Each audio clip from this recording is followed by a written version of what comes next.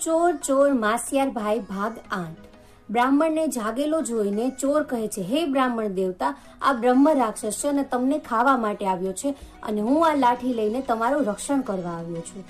બ્રાહ્મણ જે છે એ ભયાનક બ્રહ્મ રાક્ષસને જોઈને ભયભીત થઈ જાય છે અને બ્રહ્મ રાક્ષસ કહે છે, ના પંડિતજી, આ ખોટું બોલે છે, આ ચોર છે અને તમારા બળદને ચોરવા માટે આવ્યો છે। અને બ્રાહ્મણ પોતે ડરમાં ને ડરમાં પોતાના ઈષ્ટદેવને યાદ કરીને મંત્રો જાપ કરવા લાગે છે અને મંત્ર જાપના ઉચ્ચારથી બ્રહ્મ રાક્ષસ છે એ ત્યાંથી નાસી છૂટે છે અને ચોરને પોતાનું કામ છે સરળ લાગે છે। પણ બ્રાહ્મણ પોતે બહાદુરી બતાવીને લાઠી ઉપાડીને પેલા ચોરને ધોલાઈ કરી નાખે છે અને ત્યાંથી ભગાડી દે છે। તો આમ ચોર પણ નાસી છૂટે છે અને બ્રહ્મ રાક્ષસ પણ નાસી છૂટે છે અને બ્રાહ્મણનું કોઈ કંઈ પણ બગાડી શકતું નથી। આમ ક્યારેક શત્રુ પણ મિત્ર બની જાય છે અને ક્યારેક મિત્ર પણ શત્રુ બની જાય છે।